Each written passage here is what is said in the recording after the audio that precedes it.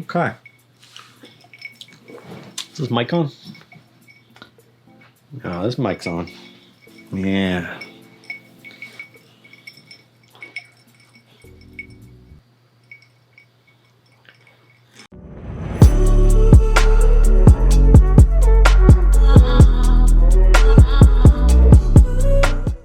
Welcome to Movie Bracket, boys. We got a heck of an episode here. Got a classic theme. 8 movies, you know the drill. Westminster Dog Show style rules. Which movie best represents our theme? The theme today, monsters that look like people. Everybody likes monsters that look like people. You got tension. You got paranoia. You got conspiracy. Let's get right into this with the 2 oldest movies on our list. Invasion of the Body Snatchers, 1956, the original Pod Person movie.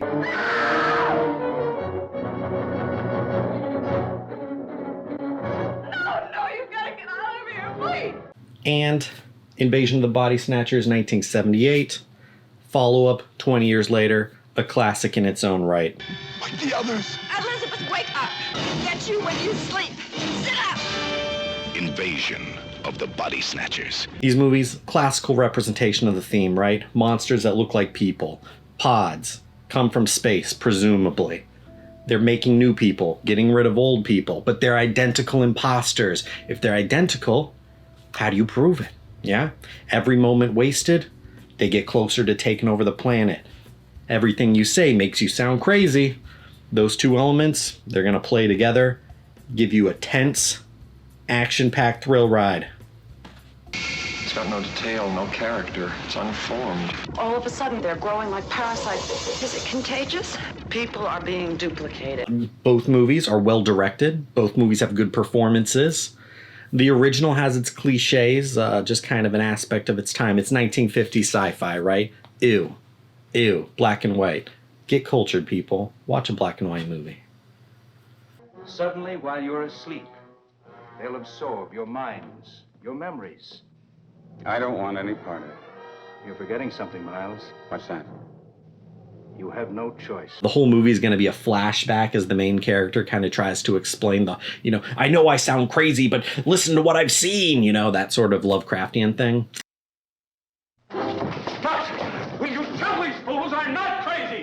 Make them listen to me before it's too late! But both movies, they play on cultural fears of their time, which is what you want horror to do. 1950s, you got the McCarthyism, the Red Scare. People are looking for communists. They think communists are getting into our society, and our friends and our neighbors are having their brains twisted and they're becoming our enemies, That's classic stuff. The 1970s version, this was right after, the Vietnam War, the Watergate scandal. So public trust in authority had eroded.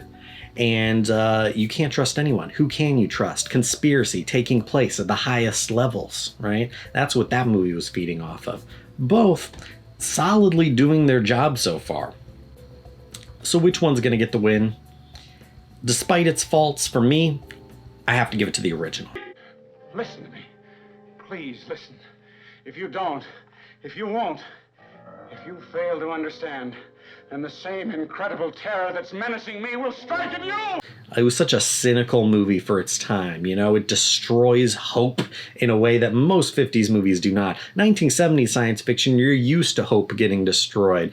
All the main characters will get killed, mankind will get wiped out, that sort of thing. But for the 50s, this movie really was pretty dark. You gotta respect it for that. The 70s version, while great, it just didn't change enough from the 50s version to be a better representation of today's theme, monsters that look like people. So it's going to the original. On to the next. All right. In the red corner, we got The Thing, 1982's The Thing, versus Fright Night from 1985.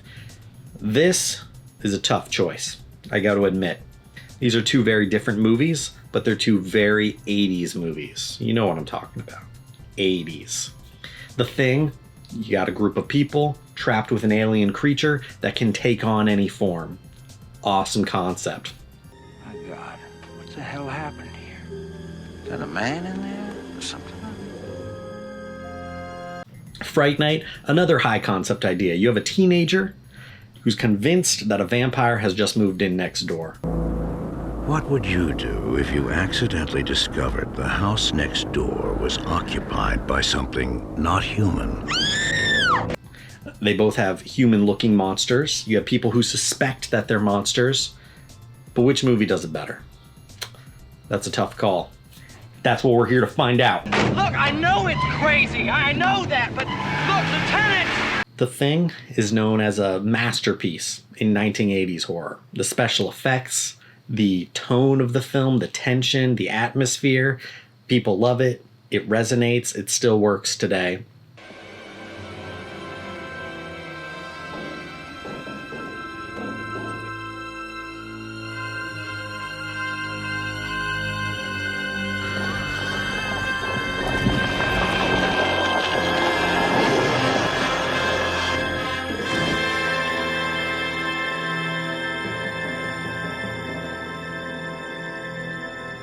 Fright Night, on the other hand, is generally seen as more of an underrated gem. Not a masterpiece, but something that maybe not a lot of people saw when it initially came out, but a lot of people love it now. They can see its charm. And I will have to say, this movie, while The Thing is generally lauded for its special effects, Fright Night is nothing to scoff at. It has, on its best days, effects that rival The Thing. I have to admit.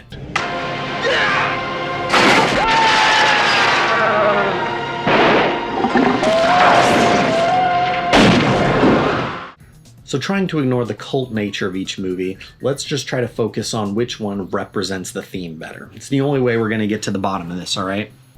Fright Night is the classic trope, right, of a character who suspects something outlandish, and he's right to do so, but nobody believes him, as you would expect. The audience spends the film on the ride with him, knowing he's right, and wanting other characters to believe him. No one believes you. Mom, I didn't have a nightmare. Not your mom. They did kill a girl over there. Not your girlfriend. Charlie, is this some sort of a trick to get me back? The Thing is a bit different. In Fright Night, we're made aware early in the movie that there is a vampire next door. We know that. It's a fact, right? In The Thing, we know something's going on, but we're not sure exactly what, and we're not sure who it's happening to. Who can be trusted, who can't be trusted. We're with the main character, with the protagonist, like in Fright Night. But in this movie, we're just as unsure as he is. Who can we trust? Who in this narrative do we trust? We're on for the ride. You see, what we're talking about here is an organism that imitates other life forms. When this thing attacked our dogs, it tried to digest them, absorb them. How long were you alone with that dog? And that element is why The Thing has to be our winner. The Thing uses the theme so well. Fright Night, it's a fun movie, but even though the vampire looks like a human, we know he's a vampire, right? The Thing affects us profoundly. We're not just watching a movie. We're not just having a little adventure. We're actively engaged in these suspicions ourselves. So we've got to give it to The Thing. It just works. The movie works. All right, 2 movies are out. Moving into the yellow bracket, we have They Live from 1988, another John Carpenter classic.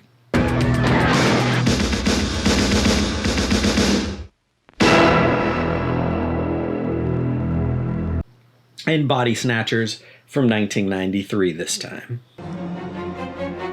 Body Snatchers. The invasion continues. They'd kill to be you. Now this is another tough call, because right here we've got 2 very uneven movies. The Thing and Fright Night, we had 2 underrated gems, 2 movies that are generally seen as pretty good movies.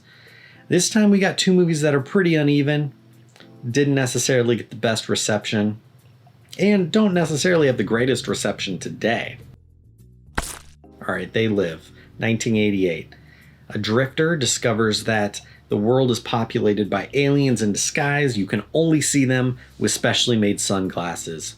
Very 80s. Aimed at us to the truth. Take a look. They are safe as long as they are not discovered. I don't know what they are or where they came from, but we gotta stop. And 1993, Body Snatchers. It's just a retelling of the story we saw in the blue bracket. This time it's a little updated and it's got a crazier director. We're going to talk about him. There's someone in your bed, and it looks like you. Mommy? Life will be simpler now. The only thing missing Mommy? will be you. Mommy? What's the matter, honey? What's the matter? John Carpenter, good director. We've already seen him in this bracket. He won the red bracket with The Thing. At this point, he's starting to get a little too close to the 90s, though. And people are starting to see that his style doesn't necessarily work in these newer times. High concept ideas still, charming movies, but they're getting a little bit ridiculous. I have come here to chew bubblegum and kick. And I'm all out of bubblegum. Now, Body Snatchers, 93's Body Snatchers, on the other hand, that's also an interesting director, Abel Ferrara. Abel Ferrara is a New York director. You can find plenty of footage of him in interviews where he's either drunk or on cocaine or on heroin or some combination of the three. He's capable of doing great movies. Bad Lieutenant, King of New York. He's also capable of doing not so fabulous stuff like Cat Chaser or Dangerous Game. But his movies have very consistent themes. They usually take place in New York City. They're usually gritty dramas, gritty crime dramas, character studies, things like that. So Body Snatchers is a pretty different film for Abel Ferrara, you know, working in science fiction, working with a decent budget. And he does some pretty interesting stuff with it. What I will give to Body Snatchers, it's the first of these Pod People movie, 1956, 1978. Here we are at 93. It's the first remake to really do something pretty different. He sets the whole movie on a military base, which is a pretty good location for a movie like this. You have a lot of people who are dressed identically. You have a lot of people who act similarly. So when the main character, this teenager whose dad is working on the base temporarily, when she shows up, she's not sure if this is weird or if everybody's just acting like this because they're all in the military. It creates a really good scenario for tension and conspiracy and mistrust. I'm seeing people at the infirmary exhibiting paranoia. People afraid to sleep. Get in bed. Afraid of family members. Let it go! People afraid of themselves. We gotta go right now! Both movies have a weird tone to them. Neither feels like it really exists in our world. They Live has like this sparseness to it. It almost feels like the world is half populated, if that makes sense. And Invasion of the Body Snatchers, it just has very awkward performances and editing, and I'm not sure if that was intended or not. Both movies are a little strange, they're pretty uneven, but they're both entertaining. I have to give the win to Body Snatchers. There's Mommy, she's right there. What happened? I think Body Snatchers from 1993 just better uses the theme monsters that look like people. The first 20 minutes of the movie, I was kind of turned off. The editing was strange.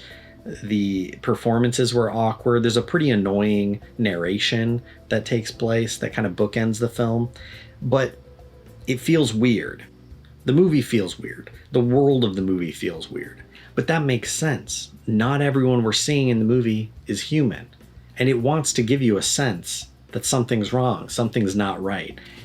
And I'm not sure if it was intended or not, but it does kind of work. In They Live, we never feel the real sense of the issue. We never really take it seriously, and it's fun, but it doesn't better represent our theme. So earlier we had a real battle of the 1980s, right, with The Thing and Fright Night. This is a real battle of the 1990s. In Mimic, you've got giant cockroaches, super evolved cockroaches that can impersonate human beings.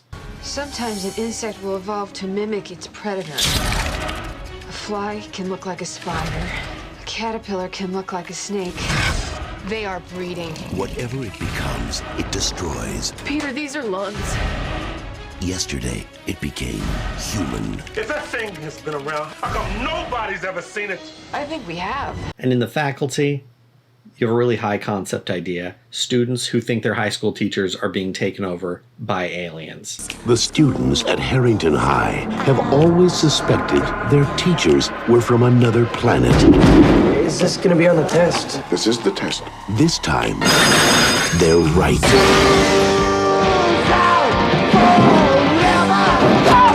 Now, these 6 students won't just question authority. They'll have to destroy it.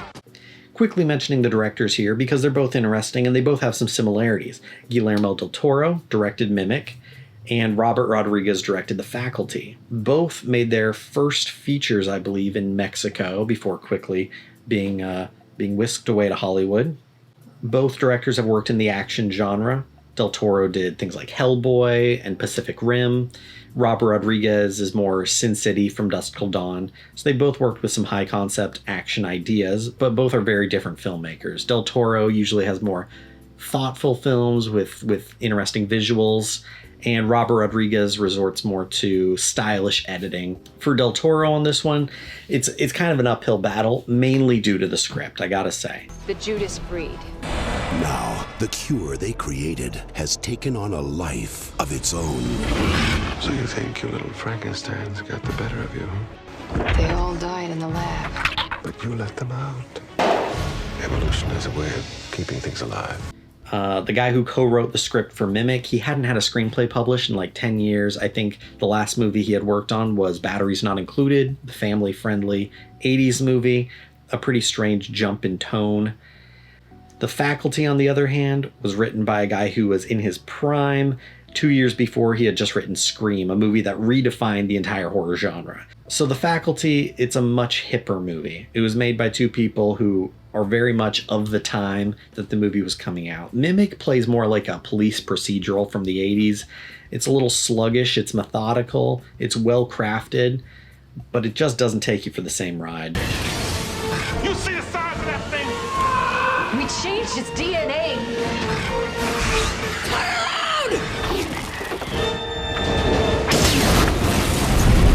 Del Toro can craft a tense scene, but on this green bracket, I'm going to have to give it to The Faculty. I think it better utilizes our theme. The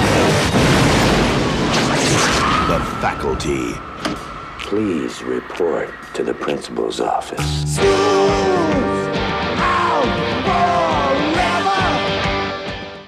It's quicker, it's more fun, and because of the concept, you don't have as many issues with the CG. In Mimic, every time you see a wide shot of that cockroach in a trench coat, it just rips you right out of the movie. The Faculty, these are little alien parasites that are inside the people, so you don't really have to see them. It just works. Semifinals. The first of the semifinals, the original Invasion of the Body Snatchers, 1956 versus The Thing from 1982. Let's remember real quick, what did these movies do well? What did they do right? How did they best represent our theme? Body Snatchers hits many of the right marks, right? It's you've got a sense of distrust between the characters, you have paranoia, you have a quickly escalating situation that's getting out of hand. Beautiful.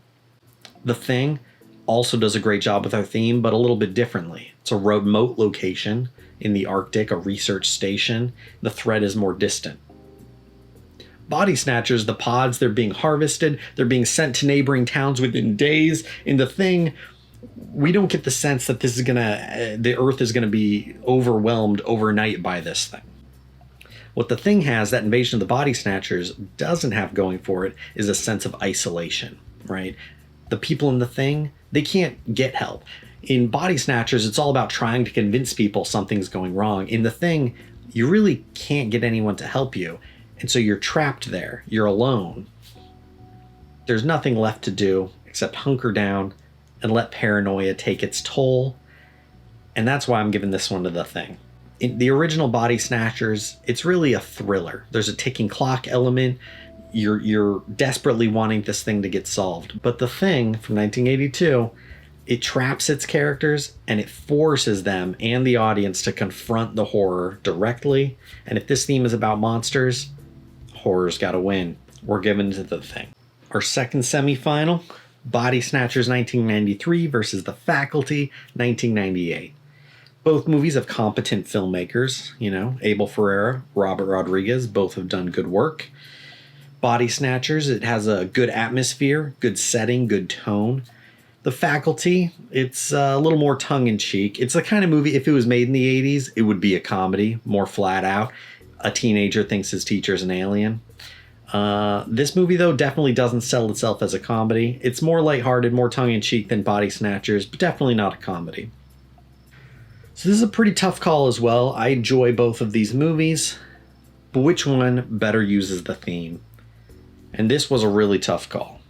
Body Snatchers is absolutely genius in how it uses the scenario. Some of the standoffs between people when you don't know if they're a human, you don't know if they're an alien, people who have been snatched and not snatched, they're tense, they're memorable, they're really good scenes. Where are you gonna go?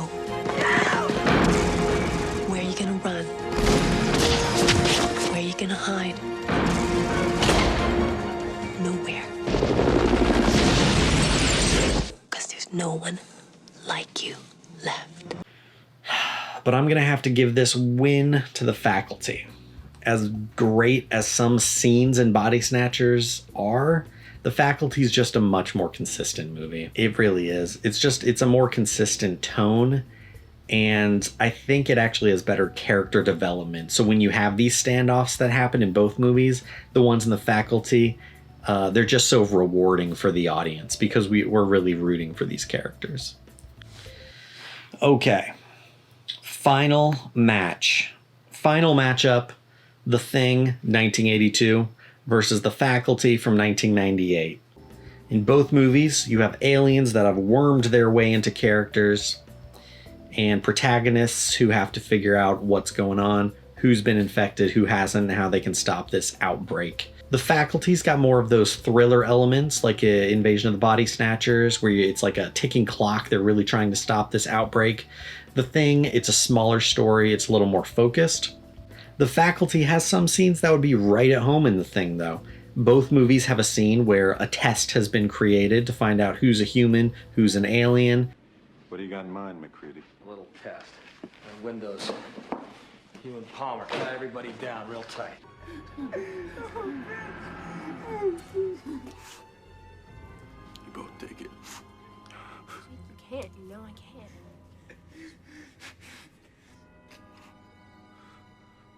You have to take it.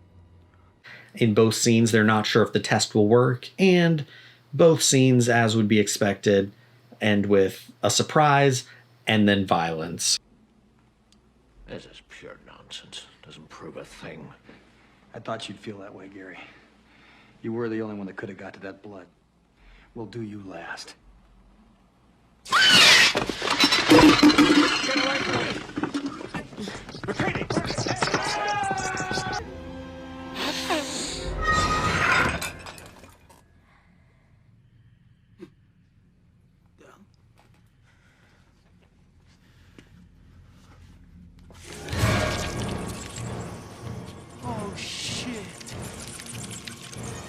The Thing has developed a great deal of respect over time, a lot for its special effects.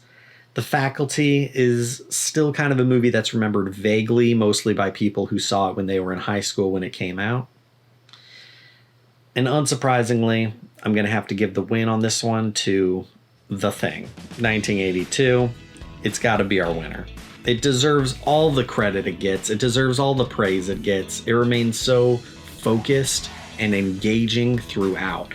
To this day, I mean, the movie's almost 40 years old, and it's just as engaging today as it ever has been. It just works. And our Bracket Boy shout out. As you know, Bracket Boy can shout out any movie that didn't make the cut, but they want to give a personal recommendation for, and I'm going to give mine for Invasion of the Body Snatchers, 1978. The movie's great. I enjoy all of the Invasion of the Body Snatchers movies and remakes, but 1978 is a fantastic film. I think it has a lot to do with the performances, especially Donald Sutherland. Absolutely fantastic work. It's true that it doesn't do much more than the original, which is why it didn't beat the original, but what it does do makes it probably a better movie. and it can still give chills to this day. There are scenes in that movie that will give chills. Fantastic work, great performances, so I recommend it. So that was Movie Bracket Boys, an excuse for me to think way too hard about 8 movies that I wanted to talk about. Let me know in the comments how wrong I was about all of these movies. Consider subscribing so you can see how wrong I am in the future, and I'll see you next time.